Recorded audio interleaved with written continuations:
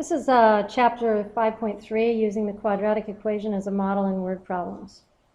From page 236, example 4, the problem states, a group of students are volunteering to build a playground. The playground is a 20-yard by 10-yard rectangle. You can see the picture at the right.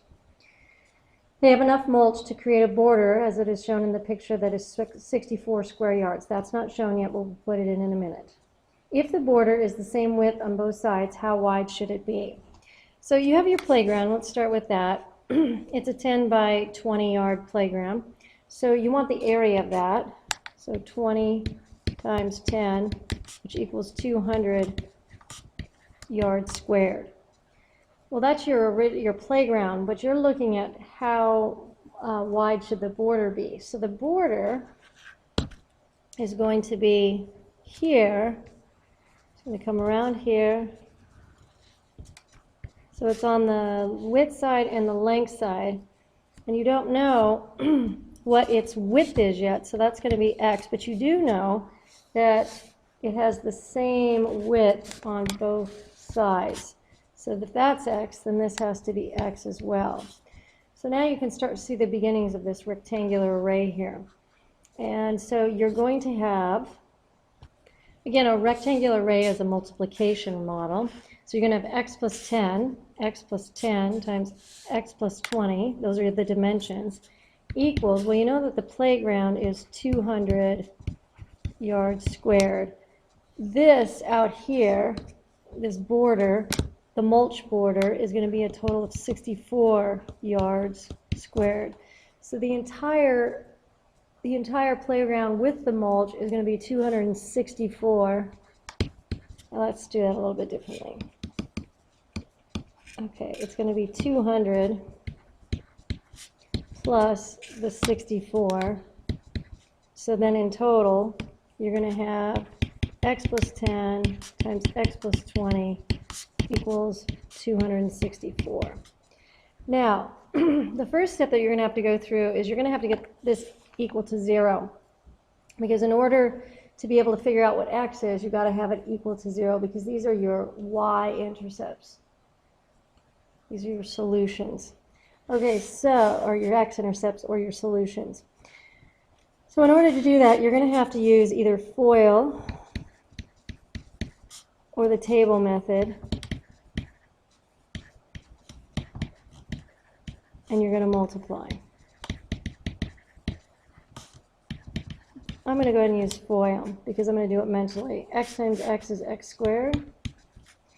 And then that's the first term. The outside is 20 times x, which is 20x. Inside is 10 times x, which is 10x. And then the last is 20 times 10, which is 200, which you already know from up there. And that whole amount equals 264.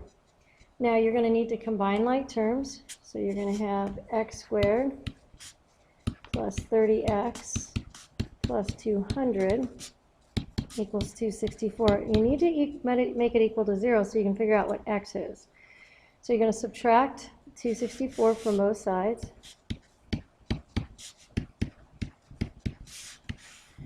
And you're going to end up with x squared plus 30x minus 64. And that's going to equal 0. Now, in case you didn't see it, there's the 64, and this is going to be the 64 here. Now, we're going to have to now factor, so we're going to come over to the left here and factor. So factor, and let's put these in.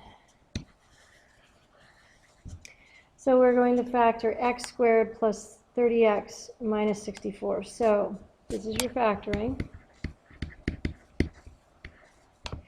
And you're going to look for your factoring patterns. We know that x squared is going to be x and x. And we know that 64 can have a lot of different factors. But before we do that, let's take a look at our pattern. We've got a plus here and a minus here. Well, in order to have a minus, you're going to have a plus minus. So in order to have a subtraction between the middle and last term, you have to have a plus minus. You're not going to use 8 and 8 because you would end up with not getting 30x. You've got to get 30x. So you're going to have to use some bigger numbers. 64 and 1 is too big. You know it's going to be plus minus because in order to get a negative here and a positive here, you have to do plus minus because it's a negative. Your last term is going to be positive times a negative. So 64 and 1, it'll act like a difference, but it won't it'll be too big. So then try 32 times 2. Now you want this middle term to be positive, so it's going to be x plus 32 and then x minus 2. And 64, so we're going to go ahead and check this on FOIL here. You knew for first terms it was going to be x times x, which was x squared. Inside, our outside inside is going to be determined by something times something equaling negative 64. And so you could have had 8 times negative 8, but we already said that was too small. 1 times negative 64, but that was too big. And then we're going to try 2 times negative 2 times 32 is what we came up with.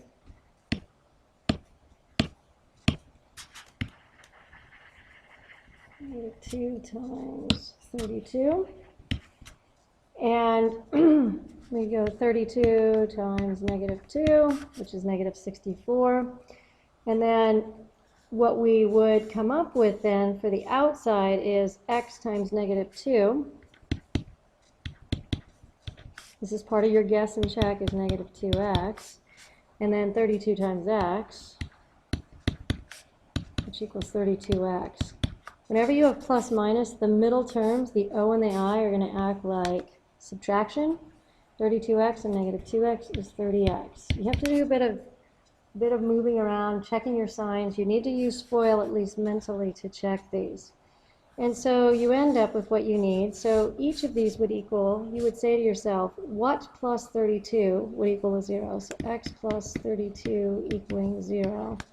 This is the zero product property. Well, that x would be negative 32. Negative 32 plus 32 is 0. That's one solution. And then you would say, what minus 2 equals 0? So it would be 2. 2 minus 2 equals 0. X equals 2. Now you have x equaling negative 32 and 2. Well, you can't very well have a side, a length of negative 32, so we need to get rid of the negative 32. And in fact, x is going to equal 2. That is your solution. So you can check to see if this works. So here's your check.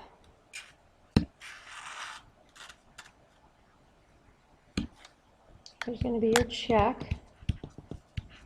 So if you put a 2 in there, so 2 plus 10 times 2 plus 20, so that would be 2 plus 10 is 12, 2 plus 20 is 22, and 12 and 22, well 10 and 22 is 220, and 2 and 12 is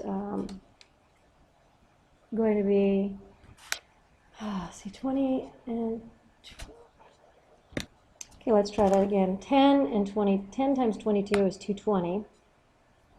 2 times 22 is 44. 220 and 44 is 264, which is what we knew the total area of this playground to be, and that includes the playground with the mulch border of 64 yards squared. All right, now this checks out fine. So your border, x equals 2, is going to be, let's put this in black. The border will be 2 feet wide. So the border will be 2 feet wide. Okay, let's go to the next problem. We'll have you try it. Okay, this problem is from page 238. It's 49 through 52. The school will increase the size of the parking lot by 1,000 square yards. The original parking lot is a rectangle. and the length and width will both increase by X yards. The original parking lot is 40 by 50 yards. We're going to go ahead and look at a picture of that now. Okay, question 49 says the area, what is the area of the original parking lot? So you look at it, the area of the original parking lot would be 40 by 50. 4 times 5 is 20. Add on the 2 zeros, so 2,000. And it's square yards, so yards squared. So this is 2,000 yards squared, and this is the original parking lot. All right, now, moving on, we want to expand or increase the size of this by 1,000 square yards. So you can see in the picture there's 1,000 square yards. That's increasing the size, and you know that both the length and width are going to increase by X, so they're going to be the same amount. So now you should be able to see your dimensions. It's no longer just 40 by 50. It is in fact X. So again, the new dimensions are X plus 50 times X plus 40, and that gives you the new area. Well, you had 2,000 square yards, and now you're adding on 1,000, so that's going to become 3,000. So you have X plus 50 times X plus 40 equaling 3,000. And then you're just going to go through FOIL, mentally multiplying using the FOIL or table method, it doesn't matter which. X squared, X times X is the first term. Outside is 40 times X or 40X. Inside is 50 times X or 50X. And then the last is 50 times 40, which we already know is 2,000. And that equals 3,000. Well, you need it to be equal to 0, so you're going to have to subtract 3,000 from both sides. And you end up with X squared, combining like terms, 40X and 50X is going to be 90X. And then 2,000 minus 3,000 is minus 1,000, and that equals 0. Okay, you're always certain when it's X squared that you're going to have X and X here. And then you've got to look at your pattern. You've got a plus here and a subtraction here. Whenever you have subtraction between the middle and last term, it has to be plus minus. And you know, therefore, that you're going to not be able to use something like 1,001 because they'll act like subtraction. 1,000 could be a number of different ways. 250 times 4, that's not going to work. But if you used 100 times 10, notice the way I placed it. The 100 is going to be positive on the inside and then negative 10x on the outside. So we're going to quickly use FOIL. Okay, so we checked it here. X times X was X squared. That gave us the X squared. We had outside, negative 10x. Inside, 100x. Negative 10x and 100x is 90x. That matches. And then you had 100 times negative 10, which is going to be a negative 1,000. And so that matches up. Now you say to yourself, you're going to use the zero product property, which is X plus 100 equals 0. And X minus 10 equals 0. So you say to yourself, what plus 100 would equal 0? Well, that would be negative 100. And then you say to yourself, what minus 10 equals 0? Well, that would be 10. Now, obviously, you can't have negative 100 as your X. So that one is going to be out. That one's not going to work. So X is going to equal 10 yards. So you're going to increase this X by 10 yards and this X by 10 yards. So now let's go back. Question 50 says, what is the new area of the parking lot? Well, it was 3,000 yards squared. So here it is right here, how we got it. And then it said, for number 51, write a new equation to find the value of X. That's the X plus 50 times the X plus 40 equals 3,000. And then finally, it said to solve the equation and tell how many yards the length and width should be increased by, and that's the X equals 10 right here, 52. So we're going to do another video to pick up the rest of the word problems, so you'll have a second one.